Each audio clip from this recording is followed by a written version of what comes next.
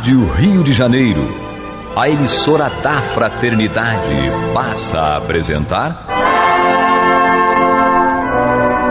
Luz na Penumbra, programa que leva ao seu coração a mensagem da doutrina espírita.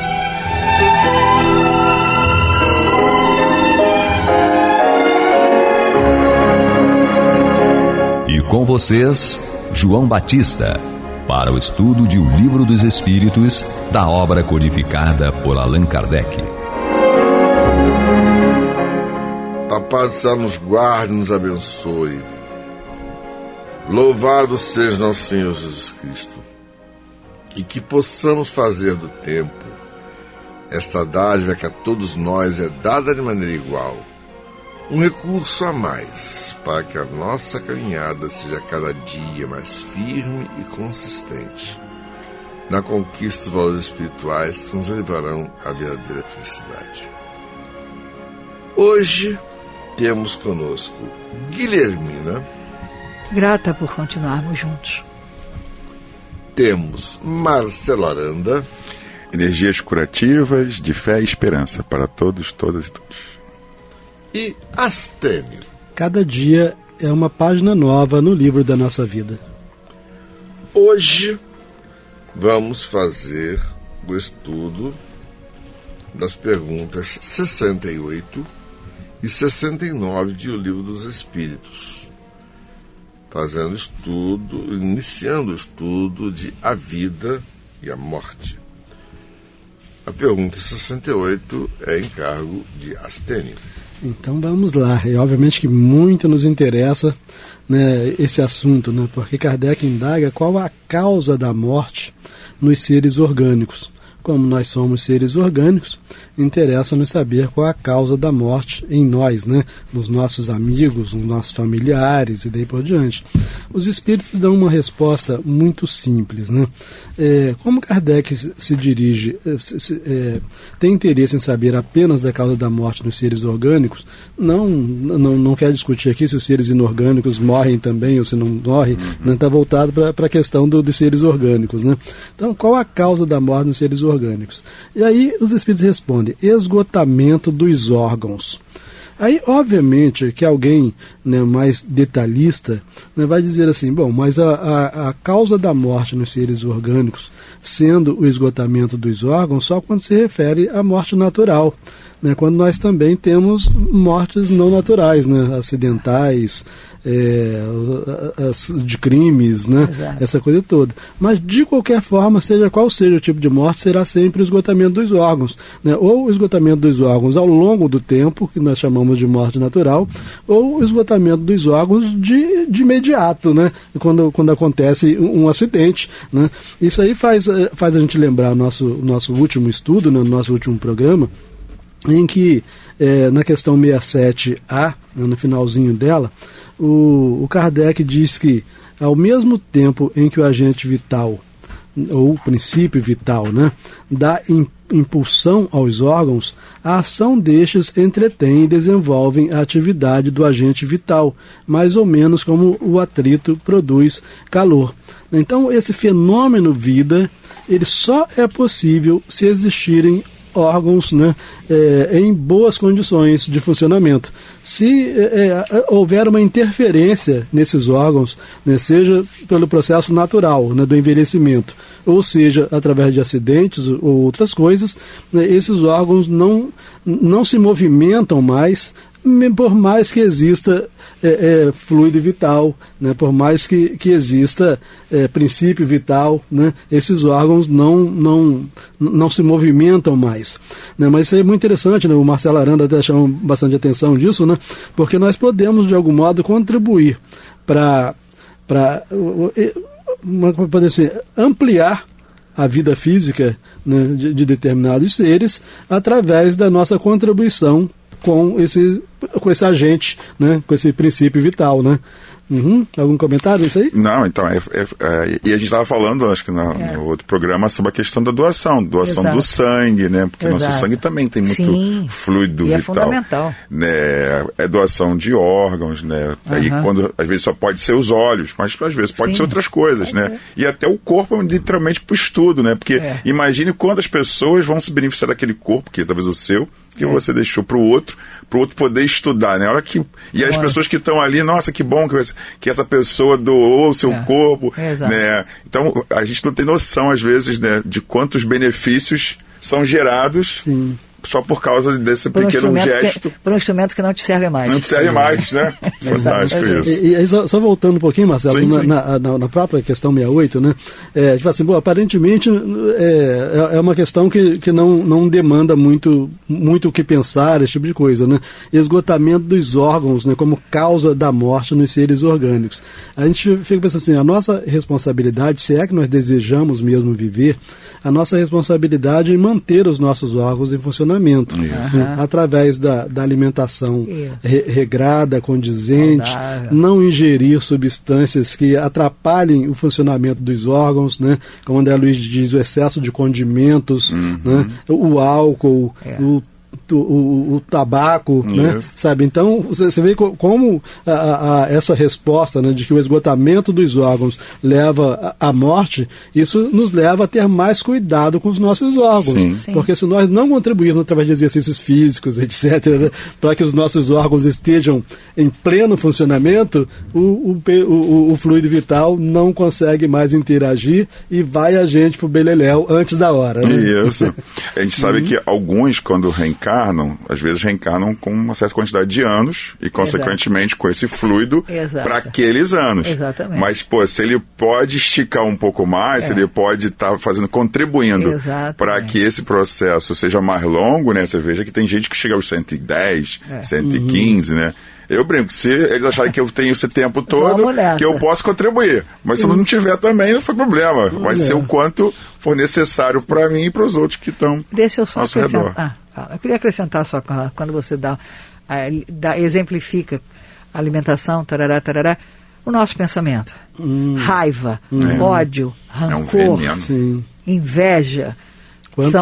São venenos que tristeza, quando é cultivada morbidamente. Exatamente. Isso destrói o organismo de uma maneira palpável, todos sabem disso.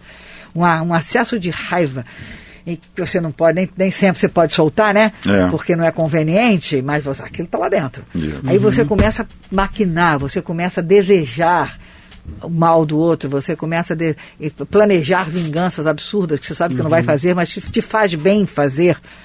Isso é muito mais venenoso do que o próprio veneno mesmo, você pegar um copo de veneno e tomar, porque isso vai destruindo devagarzinho, vai corroendo devagarzinho. Você sabe de uma coisa? Eu estava pensando aqui num negócio.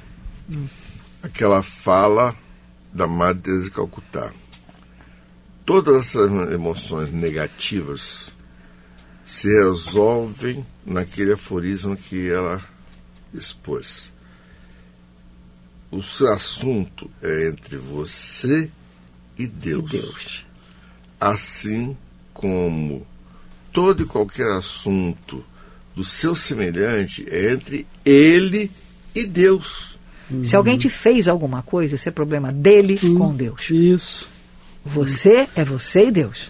A cada qual segundo as suas obras. Exatamente. A justiça de Deus é infalível. Então não adianta, alguém fez, aconteceu comigo. Espera. Vai viver o teu lado. Isso. Deixa que o problema é ele e Deus. A gente tem uma péssima maneira de interferir no livre-arbítrio dos outros. Isso. Eu falo isso o tempo inteiro. Eu falo, gente, olha, é o livre-arbítrio do outro, eu não posso alterar ele. Exatamente. Eu posso orar por ele, eu posso sugerir, mas eu não posso, tem que respeitar. Né? A gente não pode querer atropelar as pessoas. Eu estava pensando também numa outra coisa. Nesse aspecto morte, por exemplo,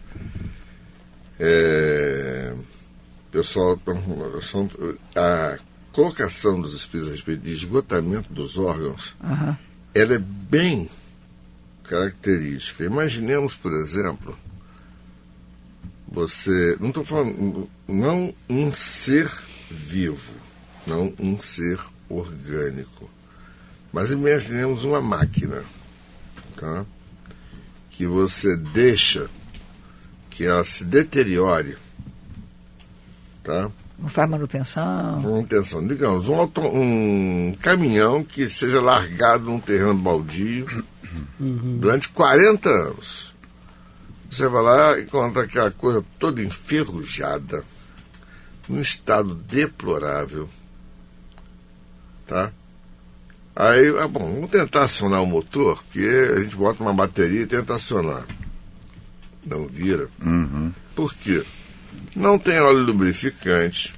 Mas tem combustível no tanque? Não importa. Por melhor que seja a tentativa de você provocar a ignição do combustível, a máquina não vai funcionar. Porque houve um esgotamento dos órgãos vitais dela, dessa máquina, que é o motor, que se deteriorou. Mas o motor tem conserto. Realmente, você pode desmontá-lo, lubrificá-lo, colocar novas juntas, tudo isso, tal. Beleza. Só que não vai ser o mesmo que você, né? Isso. Você fez o reparo. Da mesma maneira, tá? Quando se fala a respeito de, poxa, o sujeito está rígido e, no entanto, desencarna. Não precisa muito. Basta você pescar. Você está faminto, está no meio do mato, está na beira de um rio, você joga uma isca e pega um peixe. Consegue fazer fogo e frita o peixe e come. É lógico, o ambiente do peixe qual é? A água. Fora da água, o que acontece com ele? Ele morre de asfixia. Porque um órgão vital dele foi afetado. O negócio é esse. Porque ele não tem pulmões, ele tem guerras e brânquias. O negócio é esse. Aí a modificação para cada ser vivo, né, que a gente estava falando. Exatamente. Você tira o ser do meio ao qual ele está acostumado, né? Ele morre. Vamos lá. E acontece exatamente esse esgotamento dos órgãos. Você chegou a fazer o 68 horas? Não fiz. Você vai fazer o... Dá tempo. Vamos fazer agora a nossa vinheta. Você está ouvindo pela Rádio Rio de Janeiro o programa Luz na Penumbra, com o estudo de O Livro dos Espíritos, na apresentação de João Batista. Então vamos lá para 68A, né? Então Kardec agora indaga: poder-se-ia comparar a morte à cessação do movimento numa máquina desorganizada? E os espíritos dizem que sim, né? Então, um conceito, a gente vê aqui um conceito de morte, né? Que seria a cessação do movimento, né? Tal como uma máquina desorganizada. Então, sim, se a máquina não está bem montada, a mola se parte. Se o corpo está enfermo, a vida se extingue, né? Então, mais uma vez, a gente lembra, não é apenas quando o corpo está enfermo que a vida se extingue, né? Mas às vezes, isso porque a gente pensa em enfermidade, em algo que vai se desenvolvendo ao longo do tempo, né? Mas um acidente abrupto também torna o corpo enfermo abruptamente, né? E aí, quando ele torna o corpo enfermo, porque enfermo é aquilo que não está saudável. Então, naquele momento, o corpo deixou de estar saudável e a vida se extingue. E aí nós sabemos de todas as consequências disso, né? Entre desencarnar por uma enfermidade de longo tempo, que vai preparando o espírito, né, para sair de um campo vibratório para outro campo vibratório, e aquela morte por essa enfermidade momentânea decorrente de um acidente, esse tipo de coisa, né, e que lança o espírito de um momento para outro numa outra esfera de vibração, né? Isso. E quem quiser saber mais detalhes sobre isso, né, pode ver na internet o vídeo sobre o desencarne de Dimas, que é muito didático, né? Vai estar vendo em detalhes e tem até animação, então você vê bem esses processos decorrentes de doenças, né? Então é muito interessante. Quem está nos ouvindo, coloque lá no seu YouTube Desencarnação do Dimas, que vai aparecer lá, que é baseado totalmente no livro do André Luiz. Eles seguiram literalmente palavra a palavra, eu achei bonito isso, né? E aí eu acho que vale a pena para os nossos ouvintes. Eu queria só complementar, né, com aqui a explicação do Miramês, do livro Filosofia Espírita, volume 2, lá no capítulo 17, que ele vai chamar a atenção, que eu achei muito interessante isso, que a morte não é um determinismo, que muita gente fica neurótica. Eu vou morrer, eu vou morrer, eu vou morrer. Está previsto, né? Está previsto. Ou alguém fatal, disse, né? Que eu com 18 anos eu sonhei. Gente, não é. O Miramês é bem categórico. Ele vai dizer o seguinte: a vida pode se estender o quanto for necessária, desde que os agentes da espiritualidade maior achem conveniente tal decisão. Olha que frase. Então, às vezes, se você desencarnar, você é estendido. Igual um caso, uma senhora que a gente estava acompanhando, todo mundo tinha desenganado ela, os médicos, a família, e aí o espírito lá o espírito que estava acompanhando o caso dela, né, o doutor Radinavan, ele falou assim: não, a senhora não vai desencarnar, não. Não, mas como todo mundo? Não, a gente está cuidando da senhora, fique tranquila. Não vai ser por isso. Ele já brincou com ela. Não vai ser por isso. E realmente, ela melhorou, passou muitos anos. Aí depois ela veio desencarnar por outra coisa que ninguém estava esperando, nem os médicos que acompanhavam ela. Né? Então, e aí até brinco, foi até interessante, porque o próprio médico, que era muito cético, ficou impressionado como é que ela se recuperou. Exatamente. Porque ela estava, segundo a medicina material, num estado, né, bem irreversível. E eles, no plano espiritual, fizeram essa reversibilidade pelos motivos que eles sabem. Que às vezes a gente não entende, disso, mas eles têm essa capacidade. Nós temos exemplos disso, de inacreditáveis. Que a pessoa não tem como. Como não tem como? Tem. Por algum motivo tem. Então, se o que é necessário, é o que é necessário. Faz o que é necessário. Alguns casos, como no Dimas, né, vocês vão ver lá depois que assistir o vídeo, só para dar um spoilerzinho, é porque a família estava aprendendo e precisava dar um tempo para a família se afastar, e porque realmente o que o Dimas tinha se proposto naquela reencarnação já tinha finalizado, não tinha mais motivos, segundo a espiritualidade, nos relatos, né, da equipe espiritual que estava acompanhando o desencarne dele para isso. Então vejam como é fantástico. A gente não tem que ter medo, porque todos, não importa a religião, não importa nada, todos iremos, mas todos estamos acompanhados com uma equipe fantástica, ninguém fica sozinho. Isso é super interessante, né? Só rapidamente, assim, que já está na hora de ver a questão 69, né? Mas eu me lembro que há muitos anos um amigo meu médico, ele estava responsável por uma velhinha que estava internada naquele hospital ali na Tijuca, esqueci o nome do hospital ali, da Praça da Medalha Milagrosa, né? E aí a velhinha estava lá toda entubada já há tempos, não desencarnava, já estava, não desencarnava de jeito nenhum. E como ele sabia que eu era espírita, aí ele me ligou e falou assim: você não pode... Pediu para eu ir lá com ele, né? Aí eu fui, de fato, lá na cabeceira dela, orei, né? E obviamente conversando com ela. Também no dia seguinte ela tinha desencarnado. Então, só do teu... apaziguamento. Dá uma tranquilizada para ela. Vai que é bom. Vai, tá tudo tranquilo, tudo certo. Posso ir na pergunta 69? Então é o seguinte: por que, olha que interessante, por que uma lesão no coração, mais do que a de qualquer outro órgão, causa a morte? Isso, vamos analisar a época em que foi feita essa pergunta. Porque uma lesão do coração, mais do que a qualquer outros órgãos, causa a morte. A resposta dos espíritos: o coração é uma máquina de vida, mas não é o único órgão cuja lesão ocasiona a morte. Ele não é mais do que uma das engrenagens essenciais. E hoje a medicina já sabe que o coração realmente é fundamental. Inclusive, quando eu estava lendo aqui, naturalmente eu não vou ainda entre detalhes, eu estava trabalhando muitos anos atrás num hospital de emergência, e o colega cirurgião do plantão, ele era cirurgião cardíaco, mas não, conosco ele era cirurgião geral. E de repente entrou correndo, o pessoal entra correndo com um homem que trabalhava com vidro, entrega de vidros. O vidro partiu e entrou no peito. E ele chegou com o vidro dentro do peito. Caramba! Aí correu, entrou e tal, no meio, não chegou nem ao centro cirúrgico, no corredor do centro cirúrgico.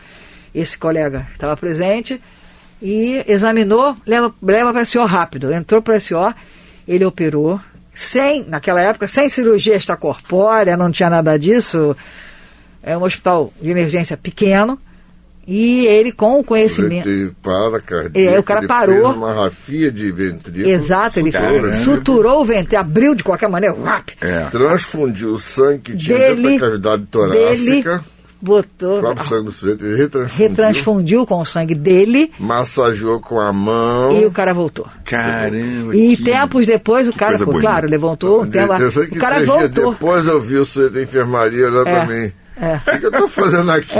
Ele mesmo levou tudo muito susto, muito rápido.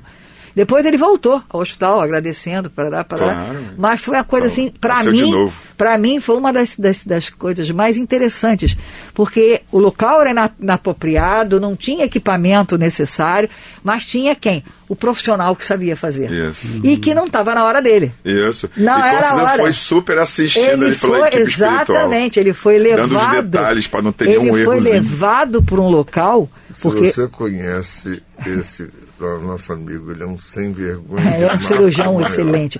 Mas aquilo, eu entendo, analisando dentro daquilo que a gente está estudando, aconteceu o acidente, a pessoa foi levada no próprio carro, com o vidro no peito quebrado. Porque se tivessem tirado o vidro, ele tinha morrido. Então alguém teve a espiritualidade. Inspirou, não mexe. Não levou correndo para um hospital pequeno, que não tinha grandes recursos, mas tinha a pessoa que sabia fazer. E aí a pessoa que sabia fazer fez bem, fez aquilo que sabia fazer, e ele ganhou mais o tempo necessário. Aí a gente vê, a gente precisa ser instrumento, né? E aí, em cima daquilo, do que diz o texto aqui, o coração é uma máquina de vida, mas não é o único órgão. O João lembrou bem, o cérebro é importante. O cérebro também tem que estar funcionando. E nessas perguntas, realmente se ligou mais nas doenças consumptivas, nas doenças degenerativas, nas doenças... Mas, infelizmente, vivemos um momento em que a gente tem acidentes graves por violência urbana, por violência de qualquer gênero. E outros órgãos que não são tão vitais quanto o coração, mas que, se forem lesionados de maneira séria, precisa muito. Se você levar um tiro na virilha, não dá tempo de você chegar no hospital, porque você vai romper uma artéria, você pode romper uma artéria importantíssima e que não vai dar tempo de chegar ao hospital. E não é o coração. O coração não vai receber o que ele precisa para poder continuar funcionando. E é aquilo. Ele não é mais do que uma das engrenagens essenciais, ou seja, o nosso corpo ele é composto de engrenagens que se interligam e fazem com que o nosso corpo seja uma máquina perfeita. E aí, como você estava falando uma outra hora, a gente tem por obrigação de fazer com que esse corpo que a gente recebeu de Deus, como instrumento da nossa evolução espiritual, seja o melhor possível. Sim. Não só do ponto de vista alimentar, como do ponto de vista de atividade, do ponto de vista do que a gente pensa, do que a gente se alimenta, não só organicamente, mas mentalmente também, do que a gente está fazendo, do nosso tempo. E tudo isso contribui para uma, digamos assim, muitas aspas, saúde. Sim. E a gente precisa da saúde, por quê? Porque a gente é lindo, fantástico? Não, porque a gente precisa trabalhar. Porque antes da gente vir, a gente se comprometeu de fazer o melhor possível daquilo que a gente recebeu. Então, sempre, como você diz, cada dia é um dia. João chamou a atenção para a questão da tristeza. Sim. Né? Tristeza mata. A tristeza não te leva a lugar nenhum. Os nossos precisam de alegria para funcionar. A tristeza não Por isso te leva a lugar nenhum. Quem está nos ouvindo e está se sentindo assim, né, busque na oração, busque no ajudar o próximo, no trabalho, trabalho pensa no caritativo. Que você tem, né? Pensa no que você tem. Se você tem um teto sobre a sua cabeça, se você tem uma condição de algum tipo de alimento, não importa qual seja, mas que está ali, e se você está respirando e está pensando, você pode ser útil porque você pode orar. Você pode não ter grandes possibilidades de grandes coisas, mas se você está lúcido, você pode orar. E você pode ser útil. Cada dia é um dia que Deus nos dá para que a gente possa fazer o nosso melhor. E no final do dia, agradecer a Ele todas as possibilidades. A gente pode resumir tudo isso numa expressão que foi dita uma vez, dizendo assim: o José do Espírito Santo foi um fundador de diversas casas espíritas aqui na região do subúrbio. Ele dizia assim: pense no bem, haja para o bem e faça o bem. Então você terá na vida uma felicidade sem tamanho e sem manchas. É isso. Vamos refletir a respeito disso, que Papai do Céu nos guarde e nos abençoe. Louvado seja nosso Senhor Jesus Cristo, e que possamos fazer do tempo esta dádiva que a todos nós é dada de maneira igual, um recurso a mais, para que a nossa caminhada seja cada dia mais firme e consistente na conquista dos valores maiores espirituais que nos levarão à verdadeira felicidade. Graças a Deus. Você está ouvindo o programa Luz na Penumbra.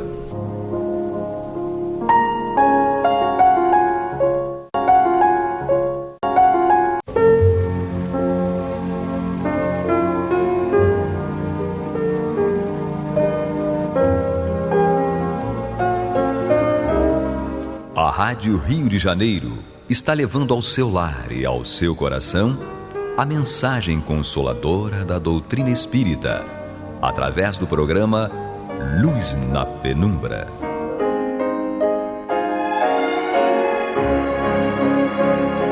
E com vocês, Antônio de Pádua Barbosa, para comentar o Evangelho segundo o Espiritismo, da obra codificada por Allan Kardec. Boa noite, meus amigos.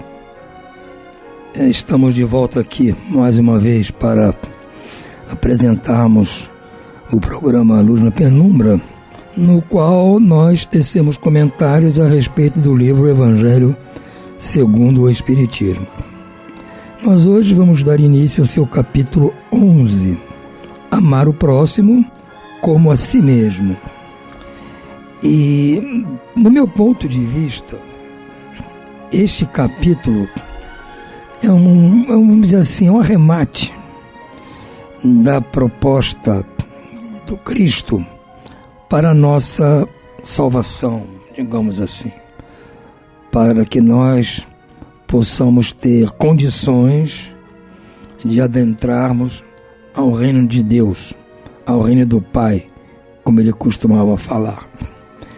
E porque previamente a este capítulo, em seguida ao capítulo que trata da consolação, o capítulo 6, que é o Cristo Consolador, a partir dos capítulos seguintes, o 7, o 8, o 9 e o 10, nós estudamos aqui e lembramos as bem-aventuranças propostas pelo Cristo, enaltecendo a qualidade daqueles que alcançaram algumas virtudes, e por terem alcançado aquelas virtudes, eles são considerados como bem-aventurados, felizes, porque cada um recebeu lá o seu quinhão proposto pelo Cristo.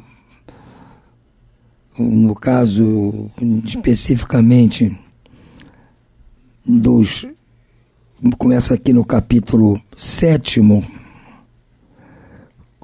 com os vamos chegar aqui, só um momento, diz aqui, capítulo 7, bem-aventurados os pobres de espírito, porque deles é o reino dos céus.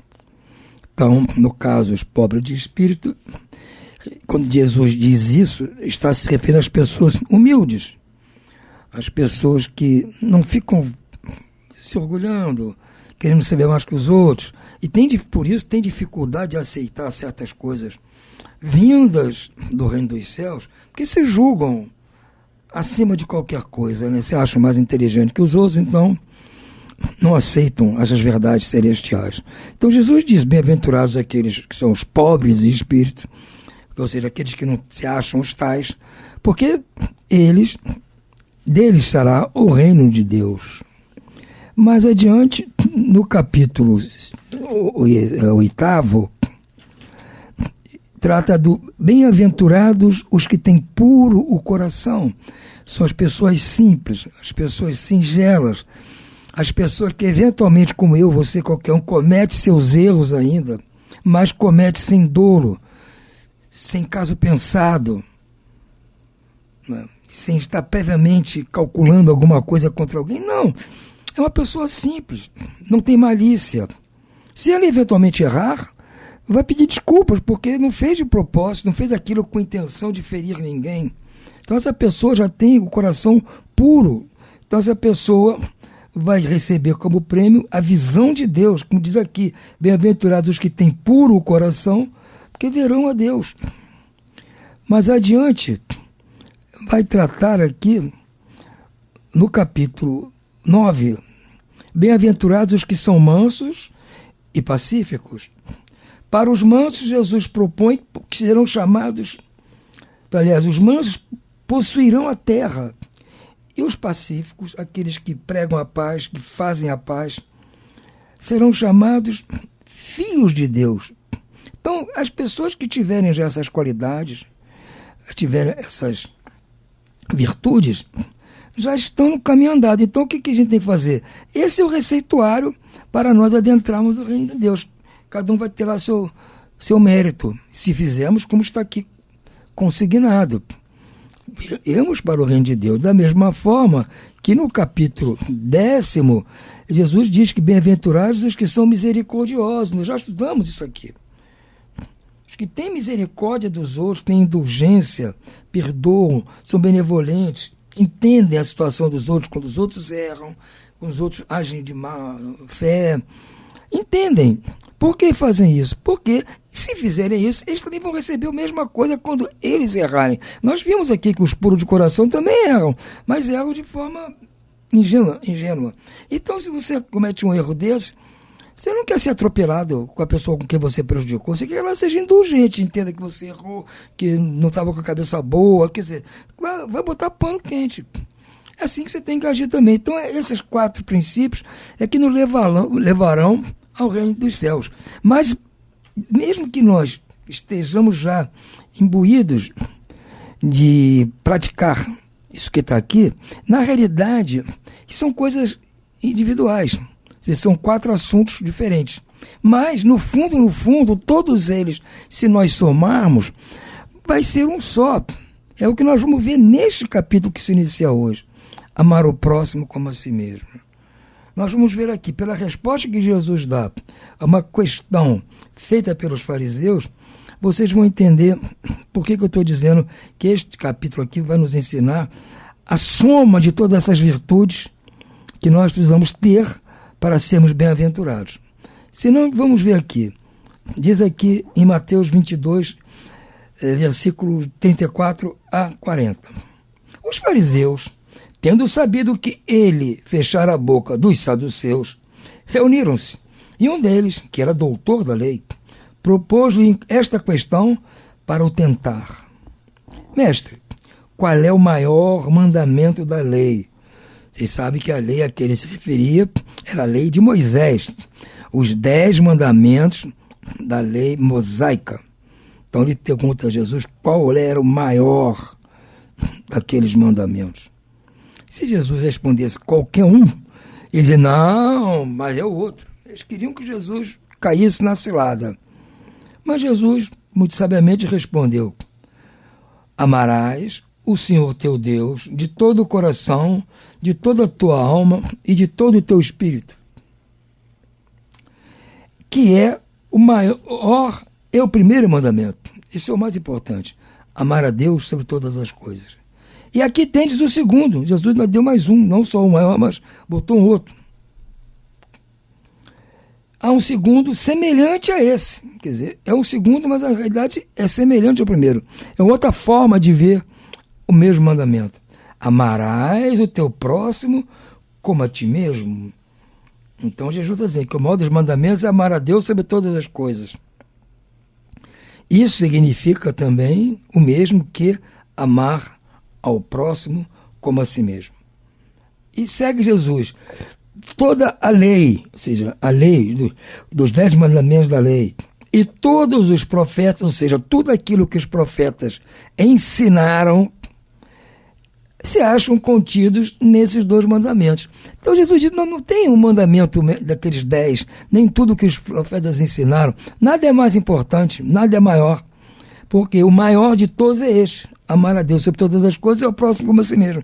Se fizermos isso, estaremos cumprindo todos os outros. Tudo aquilo que Moisés preconizou, tudo aquilo que os profetas preconizaram, estará sendo atendido se nós amarmos a Deus, como diz aqui, de todo o nosso coração, de toda a nossa alma e de todo o nosso espírito. Amarmos a Deus desta forma e amarmos ao próximo, aos outros filhos de Deus, como nós mesmos, estaremos atendendo a tudo, não só esse mandamento maior, mas todos os outros. Então Jesus deu um nó na cabeça deles e respondeu. Agora, por que eu estava dizendo que aqui encerrava tudo aquilo que nós estudamos aqui no capítulo 7, 8º, 9 e 10º, as bem-aventuranças? Porque as bem-aventuranças, aquelas virtudes dali, estão contidas no amor ao próximo. Porque se nós amarmos ao próximo, nós com certeza seremos humildes, com certeza seremos puros de coração, seremos brandos, seremos pacíficos e seremos misericordiosos. Aliás, uma coisa, vamos dizer assim, completa e ajuda a que a outra prossiga. Se nós praticarmos essas 4 virtudes, teremos facilidade em amar o próximo. Mas se nós, por outro lado, nos esforçarmos em amar o próximo, automaticamente estamos também exercendo e praticando essas virtudes e todas as outras que, se puder imaginar, que Jesus não pôde elencar todas as virtudes. Então, uma coisa, é o mesmo caminho. Você pode seguir por um lado e pelo outro, vai chegar ao mesmo objetivo.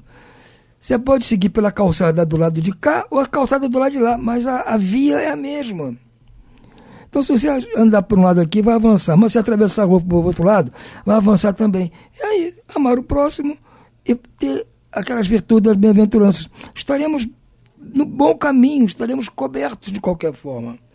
Nós temos essa prerrogativa, essa vantagem de podermos até escolher. Se bem que eu acho que nós temos que nos esforçar para praticar tudo. Mas, se tivermos alguma dificuldade, de repente é um próximo que a gente não gostaria que ele ficasse muito próximo. Seria bom que ele ficasse um pouco afastadinho, né? Porque é pessoa complicada. E aí nós temos dificuldade de amá-lo. Mas nós vamos nos esforçar com a humildade, com a pureza de coração, com a brandura, né? E com a misericórdia, principalmente. Se nos esforçarmos nisso, nós vamos até daqui a pouco estar aceitando aquele próximo não muito desejado, porque nós nos esforçamos por outra via para atender esse princípio. Então, vejam bem, Jesus deixou para nós o caminho mais ou menos determinado. Como ele disse, eu sou o caminho, a verdade e a vida. Não é verdade? Via, vero e vita, que é o que diz lá. Eu sou o caminho, a verdade e a vida. E aí está certo. Ele está nos mostrando aqui qual o caminho que nós temos que trilhar para alcançar todas aquelas benesses que estão prometidas para nós no reino de Deus. É isso que ele está nos mostrando, nos pedindo. Não vamos dizer, Antônio, amar o próximo é complicado. Verdade. Ser brando, pacífico, misericordioso, ser humilde, coração puro, são tarefas muito difíceis. Eu costumo dizer aqui, vocês sabem disso, é para lá de difícil. Muito mais do que difícil. É mega difícil, como se diz hoje em dia. Eu sei disso, porque eu passo pelo mesmo problema. Mas nós temos que ter consciência de que, mesmo sendo difícil, nós vamos ter que passar por isso. Se nós queremos receber o diploma, a coroa final, o galhardão, no fim de todo o processo, vamos ter que passar por tudo isso. E a passagem por esse caminho será menos difícil, menos dolorosa, em função da nossa aceitação das pedrinhas que houver no caminho. Se houver pedrinhas no caminho, nós temos que entender, aceitar com brandura, entendeu? Com resignação, porque aí nós estaremos realmente trilhando esse caminho. E é a maneira menos dolorosa de aceitar. Porque se tivermos que enfrentar as dificuldades deste caminho, recalcitrantes, brabos, indóceis, desesperados, querendo descontar em todo mundo, só vai atrapalhar e doer mais, gente. É um esforço que a gente tem que fazer. Aí cabe a nós escolhermos qual alternativa é a melhor. Se a alternativa de doer pouco ou a alternativa de doer muito, muito, muito. Eu prefiro que doer pouco, porque eu acabo me acostumando com aquela dorzinha. É igual essas dores que eu sinto hoje aqui. Artrose, pressão alta. Essas coisas doem. Não adianta eu ficar resmungando. Tem um dia que dói mais, tem um dia que dói menos. Paciência. Não tem como parar de doer. Não vou ficar me entupindo de anti-inflamatório, que vai ser pior. Então, tem que suportar. Se vier uma dor desesperante, aí eu vou ter que apelar para o médico, para, sei lá, fazer uma cirurgia, algo desse tipo. Mas enquanto der para eu ir controlando, elas estão ainda fraquinhas, vou levando. É o caso aqui. Enquanto essas coisas do caminho aqui, para eu amar o próximo, forem coisas que me desagradem, mas que deem para eu suportar uma dorzinha leve, eu vou levando. E agradeço a Deus por estar encarando só dores leves, não estou encarando nenhuma dor lancinante, nenhuma coisa desesperada. É o que está acontecendo. Então eu faço um balanço das coisas. Ah, mas está doendo. Sim, está doendo. Mas hoje está doendo mais, amanhã vai doer menos. Então eu me acho assim, poxa vida, doeu muito hoje, mas deu para eu levar, já chegou no fim do dia. Depois eu passar, vou dormir e dói, deitado dói, tem que escolher uma posição para doer menos, eu encontro aquela posição para doer menos, aí durmo, de manhã acordo, para levantar da cama dói, mas durante o dia vai passando, de repente aquele dia parou de doer, de manhã não doeu mais nada, aí fica um dia, dois sem doer, eu falo, aleluia, que bom, mas breve vai voltar, e vai levando, assim são esses tropeços da nossa caminhada. Hoje aconteceu uma coisa horrível que me fez perder a cabeça, eu acabei sendo grosseiro com a pessoa, eu não precisava, aí a gente, puxa vida, mas ele me atormentou, ele fez isso, fez aquilo, foi um dia que a gente perdeu as estribeiras, e aí vai passar depois por uma dor por causa disso, né? Ou a pessoa vai aprontar para cima da gente, a gente vai ficar triste, vai ficar... Não, aquilo passa. Não foi nenhuma coisa assim do outro mundo, dá para suportar, vai levando. Vamos tentar esquecer, vida que segue. E assim nós vamos tocando. A gente é tentado todas as vezes. Nós estamos aqui sujeitos a todo tipo de tentação para nos testar, para nos provar. Não é uma coisa maldosa para nos tirar do caminho. Vou fazer isso para ver se ele... Não é. Faz parte das injunções da vida. Como é que eu vou provar a Deus e a mim mesmo que eu sou capaz de amar o próximo? Se eu não for testado, mandar um próximo que fica me azucrinando. Se eu escorraçar, o Antônio não está preparado ainda. Ele não está preparado. Ele escorraçou o fulano só porque o fulano falou uma bobagem. Imagina se o cara viesse com ofensas pesadas por cima dele. O que ele não ia fazer? Então, eu estou sendo testado. Eu tenho que me esforçar para passar por isso. É claro que eu não vou vencer todas, mas eu faço um esforço danado para tentar passar pela maioria. Né? Aqui nesse mesmo capítulo, seguindo ainda esse item, Kardec faz aqui também a citação de Mateus. É aquela famosa lei áurea de Jesus, né? Fazei aos homens o que gostarias que eles vos fizessem, pois nisto que consiste toda a lei e os profetas. Então, essa forma de amar o próximo, se a gente tiver dúvida, eu não sei como é que é amar o próximo. Não sei como é que é amar Deus. Ora, amar Deus é complicado, eu conheço. Eu não sei. Não sei nem como é que é Deus, não sei o que é amar, não sei o que é amor, não sei nada disso, gente. Então, eu posso ter muita vontade de amar, mas eu não tenho a menor noção de que é. Cada dia eu aprendo uma coisa nova e me decepciono comigo mesmo, porque eu tenho crente que estou amando e não estou. Então Jesus deixou aqui um facilitário para a gente. Fazei aos homens o que gostaria que eles vos fizessem. Ou seja, eu penso assim, se eu faço alguma coisa com alguém, eu tenho que ver se eu gostaria que fizessem comigo. Se eu não gostaria que fizessem comigo, então não é bom. Então, se eu quero amar aquele próximo, não vou fazer aquilo com ele, porque se ele fizesse comigo, eu não ia gostar. Jesus deu um parâmetro simples da gente entender. E ele diz que nisso está reunida toda a lei, os profetas também, porque isso é a mesma coisa que amar o próximo.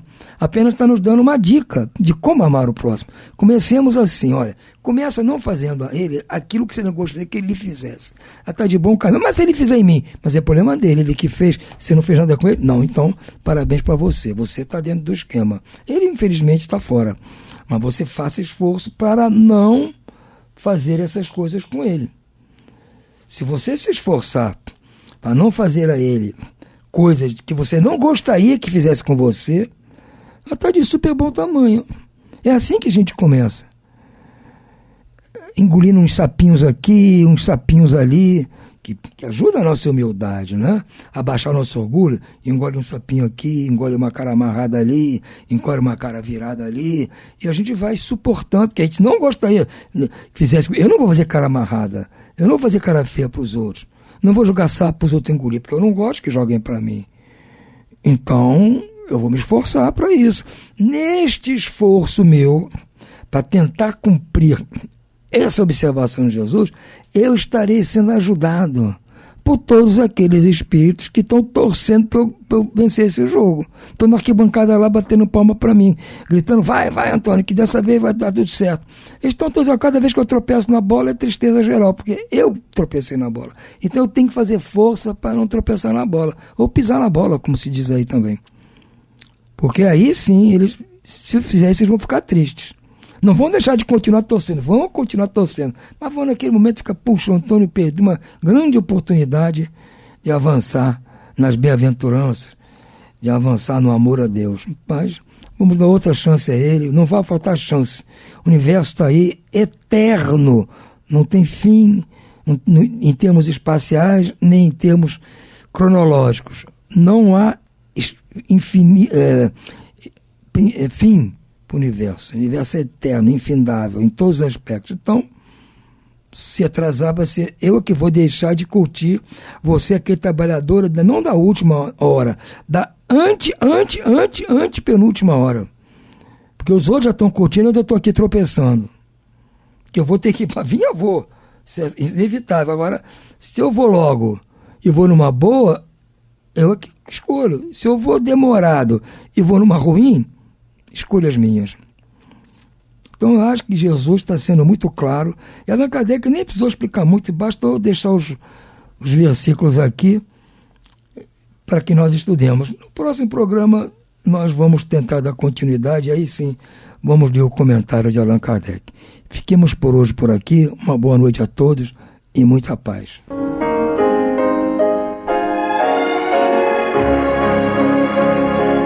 E vamos ouvir agora a prece de encerramento de nosso programa, na voz de Geraldo de Aquino.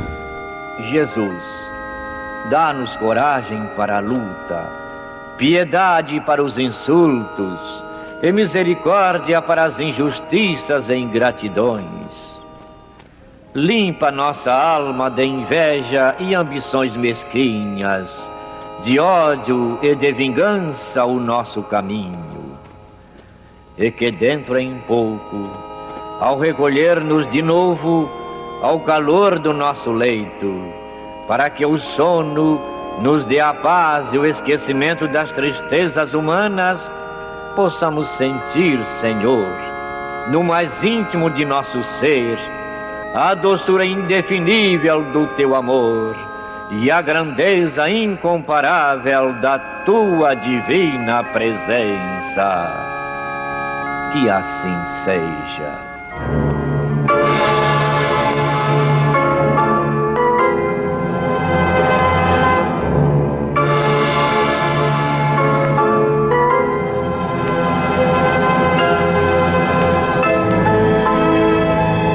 Acabamos de apresentar o programa Luz na Penumbra, que voltará a ser apresentado amanhã às 21 horas nesta emissora.